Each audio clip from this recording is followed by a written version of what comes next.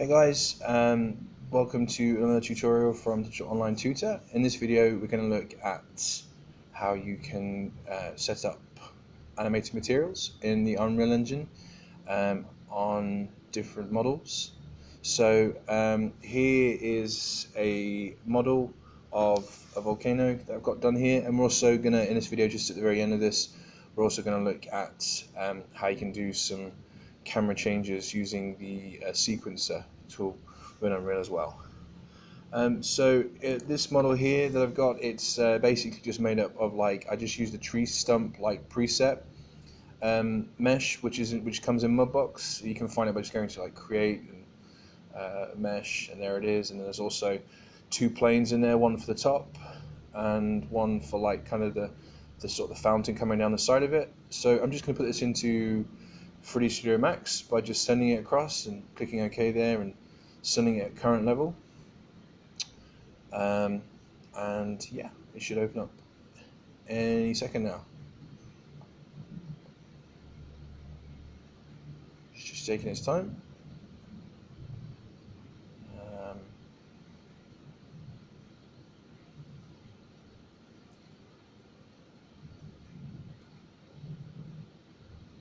and there we go. Okay, so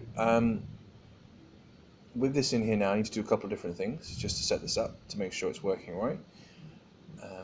So I'm just going to press J to take off the kind of that bounding area, and then what I'm going to need to do is I'm going to need to attach everything together.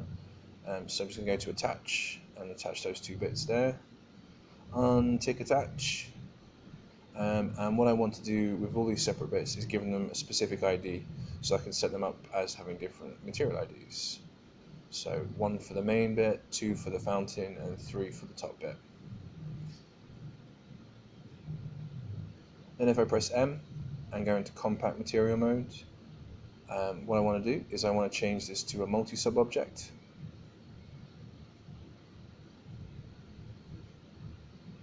And then obviously I've only got 3 materials, so I'll just change that to 3. And then in the top one, I'll just make this a standard material, make it a little bit darker, drag that on there. Okay, I've still got the top bit selected as an element, so I just need to come out of that and then drag it on again. Yeah, there we go. Okay, that second bit isn't showing up properly, so I might have to adjust that. So if I go into this should be the fountain. Okay, it's not, it's the top bit. So I think just with me still having elements selected, I've just mixed up the order of my materials a little bit, but it doesn't matter too much because I'm not too worried about the order. I just want to make sure that I have 3 separate ones. So let me just find out what's going on here. So if I select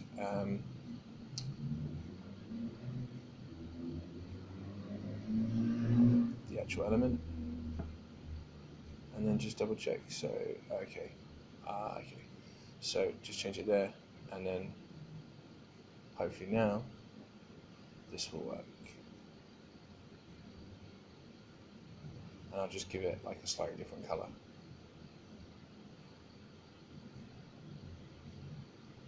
Perfect. Okay. Right, so now that I've set those materials up, I need to make sure that the actual UVs of this are set up, because actually the way that Mudbox has set these up is that they're kind of overlapping at the moment. So I don't need to like kind of reseam these or like doing like kind of pelts or anything. I literally just need to move them around so they're not overlapping each other, which isn't too difficult. So I'm just going to add an unwrap UVW map on here, and I'll open up the editor. And as you can see, you've got the planes that are overlapping. So if I select element mode within the UV editor and just select those there, and then if I go down, if I select all of them first, and then if I scroll down to pack custom, it just makes sure that they're all there but they're not overlapping each other, and that's fine. So I'll go ahead and collapse that. So I bake it, and then I can go to export, and I'll just put it on my desktop for the time being, call it Volcano. Make sure that I tick smoothing groups, untick turbo smooth, untick skin deformations, and just double check as well that it's 2014, 2015. Great. Okay, so this is now ready to go into Unreal. So let me just import it. So I'll just make sure it's in the top, actually, in like the main content folder first, and then I want to make sure that everything's imported with the materials and textures.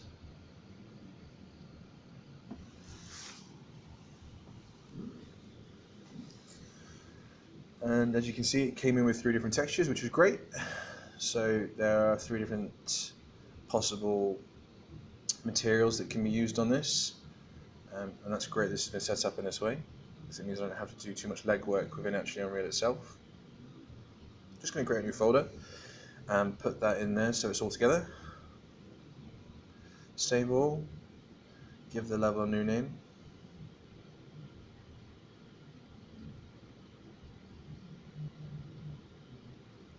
I'll just put that in main maps as well. Okay, so I think what I'm going to do here is just to kind of make this look a little bit more realistic. I'm going to stretch this out this way because this is obviously the platform that I'm walking on and moving on. But I'm also going to create then like a kind of a landscape terrain underneath it. So I don't need to be too big. So 15 by 15 should be fine. Um, but my plan here is to kind of have it where um, this is kind of the terrain itself is like the main area um, of where the kind of the player can kind of navigate on and stuff. But like if I'm using things like planes and stuff in there, that's what the animated materials are going to be on. That'll make a little bit more sense once I kind of start to design this and fill out the areas a bit. So just going to speed my camera up there a little bit as well, just because it's moving a little bit slow. So yeah, if I go back into landscape mode and start sculpting, I'm not really being sort of very specific or exact with this. I want to just create a little bit of like depth around this area. So I'm just going to bring these sort of side bits up just here, like so. And then I'm going to want to just, I don't want it to be too kind of too severe or too intense in places. So just smooth it out a little bit. Switch back to the sculpt tool. And if I hold down shift, then what I will be able to do is I will be able to kind of start sculpting this the other way. But remember to keep smoothing as well.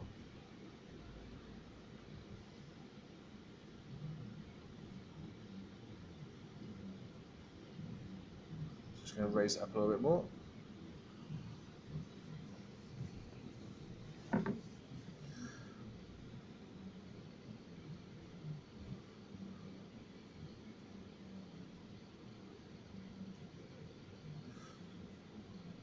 So I did say I wasn't going to be too specific with this.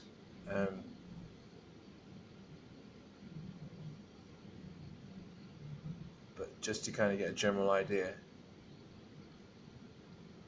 of how this should be looking, um, that will do. And then lift them up there, perhaps that might work. Just need to put them down a little bit so there isn't such a drop. Oh. And I'm sort of potentially being um, unnecessarily fussy about the position of the character because, as I said before, I'm going to be using this to kind of demonstrate how to add some cameras in. So it doesn't really massively matter where I put the character, to be fair. But I'm doing it, I suppose, from the point of view of like if this was like a playable level, it would be nice to kind of have the character starting in a position where he kind of oversees what's going on. And obviously, the benefit being to that is that it's third person, so we get to see behind the character. Um, so yeah, I've got rid of that initial plane. I've just put my own new one in now, and I'm just going to stretch this out this way because this is going to be like the lava stream. If that makes sense. So I just need to make sure that I position this well in between all of it. So I'm just stretching this out so that it looks as realistic as possible. So if I pull in the volcano asset now and just enlarge that a little bit, scale it up, turn it so it's facing the right way. Um, so yeah, it's kind of the right position that I'm looking for. But I'm just gonna lift these areas up a little bit around it as well, just so that I haven't got this edge. Yeah, that looks fine on that side. And then I might need to adjust. Yeah, I'm just gonna lift that and make that a little bit larger.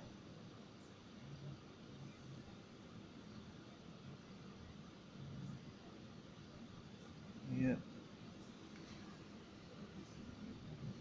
And then yeah, I've got that edge of the plane there, and I'm just gonna have it where I lift this up, so it just kind of ends there. It should be fine. Cool. Okay,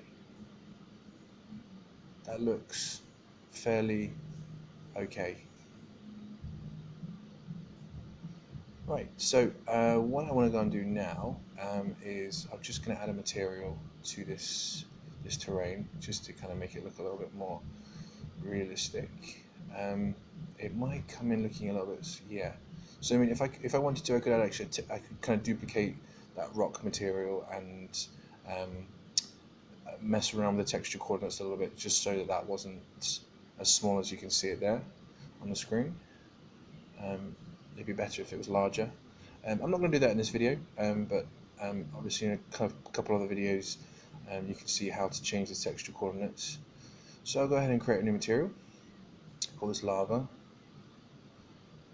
And what I want to do is I actually want to use one of the starter content files. So if I just type in fire, I'm looking for this texture here, and then I'm just going to plug this in. Nice simple. I'm also going to plug that into emissive just to make this really bright, and then I'm going to search for panna, plug that in as so, and then I'm just going to, on the change the value, that's way too fast, so I'm going to change that down to, yeah, that's much better. So it moves slowly like you would expect maybe lava to move. And then if I just apply that now to, just need to untick fire and then pull this in, and there you go. So slow looking lava, it looks quite effective.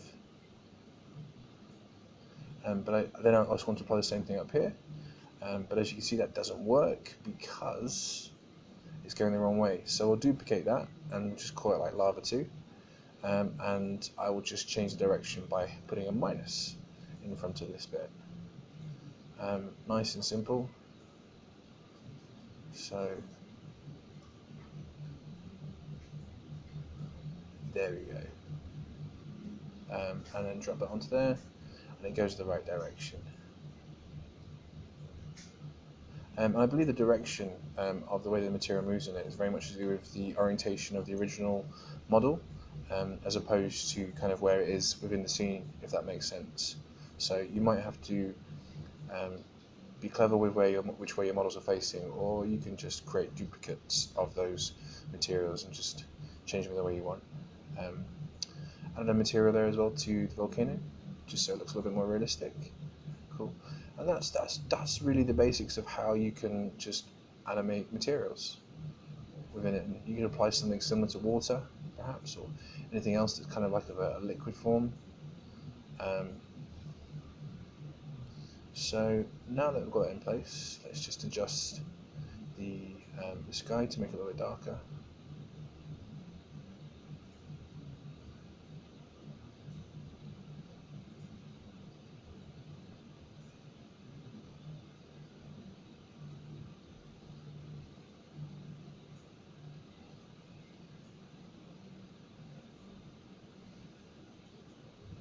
Obviously, adjust this to how you want it for your scene.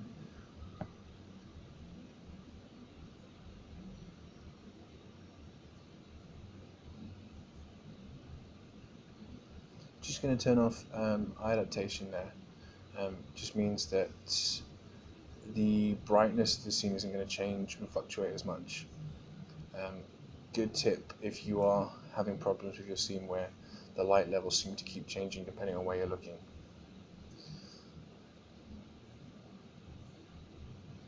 Just move it down a little bit.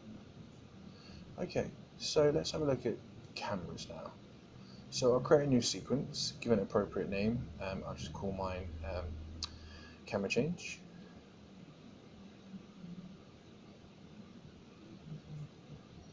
Yeah, and then mine's automatically docked at the bottom, but yours might pop out as a new window, so you can just grab the tab and then dock it at the bottom just like this. And as you can see, I've created a camera there. Click on the camera icon, and this has created this, so I can kind of position where I want to be. So this is the camera. What I can also do is, if sometimes it's easier to possess the camera, so if I do that, then as I move, I become like the camera essentially. So it can be a little bit easier to um, do it this way, just because it means that what you're looking at is what will be shown within the sequence, which makes sense. So let's just move this up with a character. As you can see as well, like this camera has already got some nice kind of depth of field on there. So I'm just going to keep that as it is. Keyframe the starting position, and then I'm just going to lift the camera up so it's kind of moving from the back of the character to the top of the volcano, and then I'm going to keyframe that as well. So I don't think there's really any movement in that, it's just more the rotation that I've keyframed. So that's doing the first camera, and then if we'll look for another camera, just drag that in and position this where you want. So I'm probably actually going to have this starting at the very top of the volcano.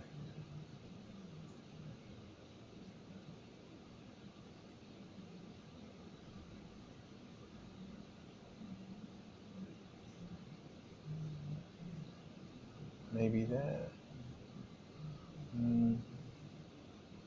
Yeah, maybe a little bit closer.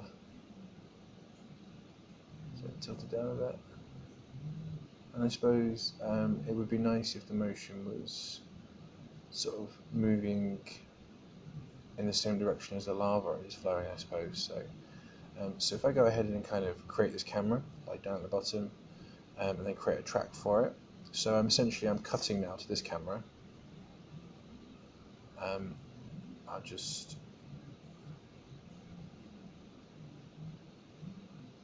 push this forward a little bit. And then move that across. Maybe that way. Yeah, that looks good. I've not moved my playhead forward. That was silly of me. So let me just try that again. So that's my starting position. And yeah, it's in the right place. And then keyframe it there. I'm just going to jump and possess this camera as well, just because it's a little bit easier. And then keyframe that. Yeah, make sure the rotate is in place, and then move the playhead forward 50 frames.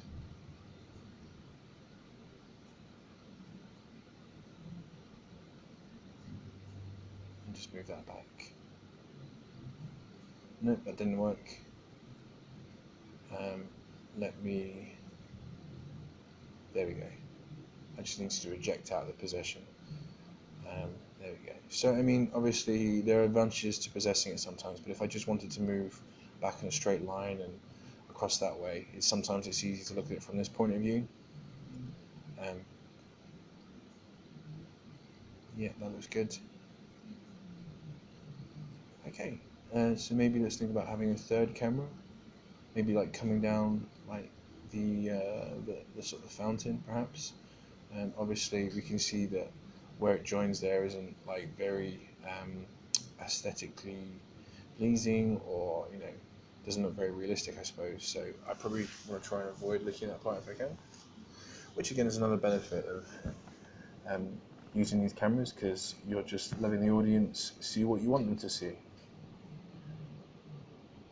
So I will start it around about the top.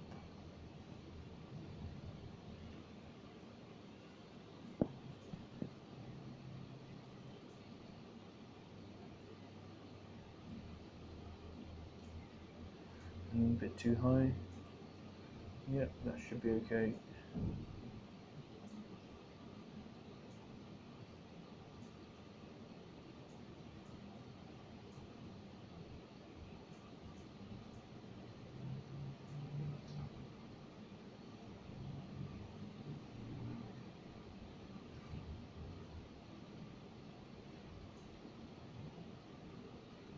Just trying to get the best kind of angle here, just in terms of what looks good. So I'll create another camera cut for that, and then I'll make sure I add another track for this new camera. So transform, and then make sure I keyframe it in terms of starting position, and then move the camera down to about there, move it across,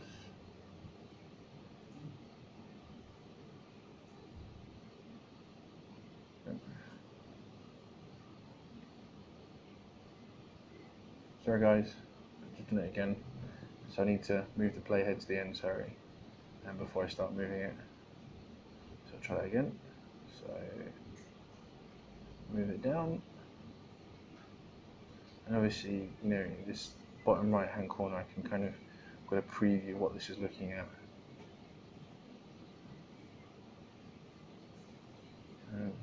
Not a very nice seam there in the model, so I might try and avoid that. I think that's just how the rock texture is appearing on this model. But that looks okay once I've keyframed it.